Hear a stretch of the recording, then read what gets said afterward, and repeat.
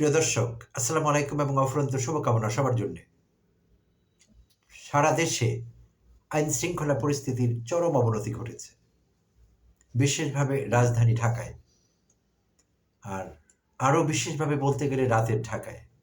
ছিনতাই রাজধানীবাসীর নিত্যসঙ্গী হয়ে উঠেছে। রাত যত বাড়ছে, মিডিয়া রিপোর্ট থেকে যা জানা যাচ্ছে, ছিনতাইয়ের সংখ্যা তত বেড়ে যাচ্ছে রাজধানীতে এবং সাধারণ মানুষ এবং পথচারী বেশি বেশি করে ছিনতাইয়ের শিকার হচ্ছেন। চাঁদাবাজি দিনের বেলা প্রকাশ্য দিবালোকে অস্ত্র উঁচিয়ে গুলি করছে ধানমন্ডির মতো জায়গায়। নানা নামে চমৎকার চটকদার নামে বিভিন্ন বাহিনীর লোকজন হাজির হয়েছে। মাথা মোটা, ঘাড় কাটা, মাজা ভাঙা, বড়ে ছোটে মেঝমিয়ারা রাস্তায় নেমে পড়েছেন। আর পাবলিক তাদের কাছে জিম্মি। তো এই পরিস্থিতি মোকাবেলায় আমাদের পুলিশ ফোর্স কি করছে? তারা কি আদৌ কিছু করছে? বা পুলিশ ফোর্স বলতে কেউ কি আছে? তা আমরা তো তাই জানতাম যে এরা ফিরে এসেছে, এদের ডিউটি ঠিকঠাক করছে, এটাই আমাদের জানা ছিল। আর এই পরিস্থিতিতে, এই আইনশৃঙ্খলার চরম অবনতিতে পুলিশ সদর দপ্তরের তথ্য অনুযায়ী জানা যাচ্ছে যে ডিএমপিতে ৮টি বিভাগ রয়েছে। আর এই ৮টি বিভাগ থেকে দিনে এবং রাতে মিলে রাজধানী ঢাকায় বিশেষভাবে ৫০০ থেকে ৫১০টি টহল দল কাজ করছে ক্রাইম কন্ট্রোল করবার জন্য, অপরাধ মোকাবেলা করবার জন্য। রাতে এবং দিনে মিলে ৫০০ থেকে ৫১০টি টহল দল কাজ করছে। আর এই টহল দলগুলো তাদের কাজের সুবিধার জন্য ১২০টির মতো চেকপোস্ট বা তল্লাশি চৌকি পরিচালনা করছে রাজধানী জুড়ে। এবং এই বেশিরভাগ চেকপোস্টগুলো পরিচালিত হচ্ছে রাতের বেলা। তো এরকম তথ্য প্রথম আলো জানতে পেরেছে পুলিশ সদর দপ্তর থেকে, ডিএমপি অফিস থেকে। আর এই কাজগুলো ঠিকঠাক মতো হচ্ছে কিনা, পুলিশের দেওয়া তথ্য অনুযায়ী এই যা পুলিশ দাবি করেছে যে টহল দল ডিউটি করছে, চেকপোস্ট পরিচালনা করছে, এই কাজগুলো ঠিকঠাক হচ্ছে কিনা এই বিষয়টি কনফার্ম করার জন্য প্রথম আলোর একজন ফটো সাংবাদিক এবং একজন প্রতিবেদক গত ১৯ থেকে ২২ জানুয়ারি এবং গত শুক্রবার রাতে ঢাকা শহরে তারা রাত ১১টা থেকে ২টা পর্যন্ত কাজ করতেন পুরো ঢাকা শহরে। এবং ঢাকা শহরের ৭০ কিলোমিটার এলাকা তারা চষে বেরিয়েছেন এই ১৯ থেকে ২২ জানুয়ারি পর্যন্ত এবং শুক্রবার রাত পর্যন্ত ৭০ কিলোমিটার সড়ক ঢাকা শহরের তারা চষে বেরিয়েছেন।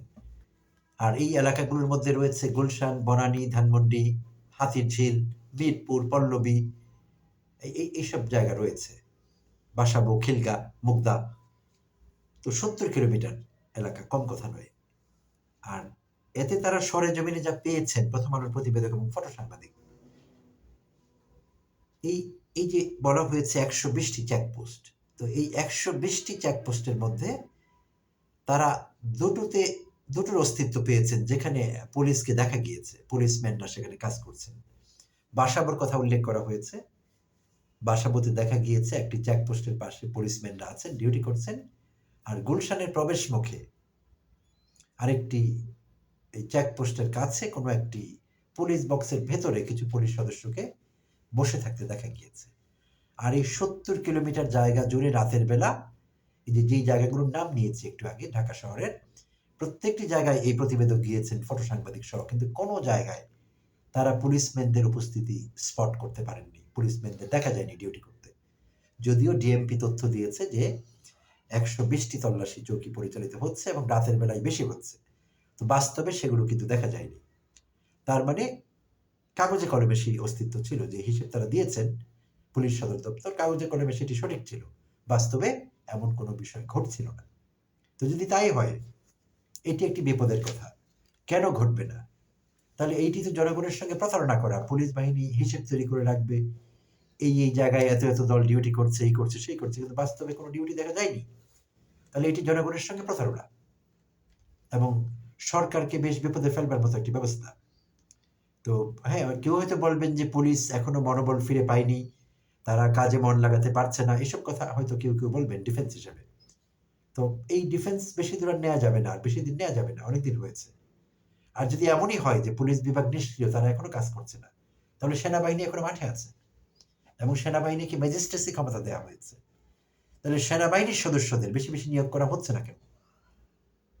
যদি সেনাবাহিনী এই মুহূর্তে জাতির কোনো কাজে না আসে, রাজধানীবাসীর কাজে না আসে, তাহলে কবে কাজে আসবে? আইন শৃঙ্খলা রক্ষায় তাদেরকে কেন ব্যাপকভাবে ব্যবহার করা হচ্ছে না? তাদের সেবা কেন নেওয়া হচ্ছে না? সেনাবাহিনীর এফিসিয়েন্সি সম্পর্কে আমাদের কোনো কমপ্লেন নেই এবং আমাদের কোনো সন্দেহ নেই। আমাদের সেনাবাহিনী অনেক দক্ষ। তাদেরকে নিয়োগ করা যেতে পারে অনেক বেশি বেশি পরিমাণে আইন শৃঙ্খলা রক্ষায়, এবং যেহেতু তাদের ম্যাজিস্ট্রেসি আছে, তো তারা এই কাজটি নির্দ্বিধায় করতে পারেন। সঙ্গে পুলিশ ফোর্সকে রাখা যেতে পারে।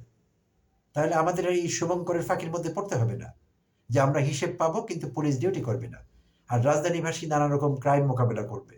তাদের জীবন অতিষ্ঠ হয়ে পড়েছে রাজধানীতে যারা থাকছে, তো এটি সহ্য করবার পর্যায়ে এখন আর নেই। তাই সরকার তাদের সব দুর্বলতা থেকে বেরিয়ে আসবে আমরা আশা করছি, এবং শক্তভাবে পরিস্থিতি মোকাবেলা করবে। আর যদি না পারে, তাহলে সরকারকে দায়িত্ব ছেড়ে দিতে হবে।